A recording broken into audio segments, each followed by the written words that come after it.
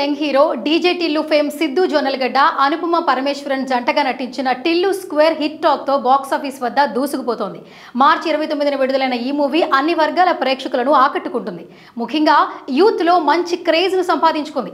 అయితే ఈ మూవీ తెలుగు రాష్ట్రాల్లోనే కాకుండా యుఎస్ బాక్స్ ఆఫీస్ బరిలో మంచి కలెక్షన్లను రాబడుతోంది.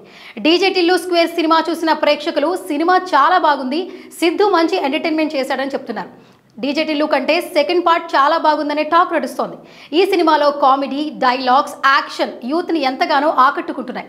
సినిమా ఎక్కడ కూడా బోర్ కొట్టకుండా ప్రేక్షకులను ఎంటర్టైన్ చేయడంలో సిద్ధు తనదైన శైలిలో మార్క్ చూపించాడు.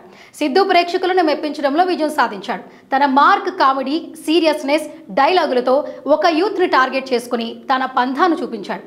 మొదటి రోజు నుంచే మంచి కలెక్షన్లు రాబట్టిన ఈ మూవీ 2 రోజుల్లో ప్రపంచవ్యాప్తంగా 45.3 కోట్ల గ్రాస్ వసూళ్లను సాధించి 50 కోట్ల క్లబ్లోకి దూసుకెళ్తోంది. అయితే ఈ ఆదివారం కూడా కలెక్షన్స్ భారీగానే ఉండే అవకాశం కనిపిస్తోంది. తొలి రోజు సినిమా బడ్జెట్తో 50% రికవరీ చేసిన టిల్లుగాడు రెండో రోజుతో మొత్తంగా ఊట్ చేసినట్లు తెలుస్తోంది.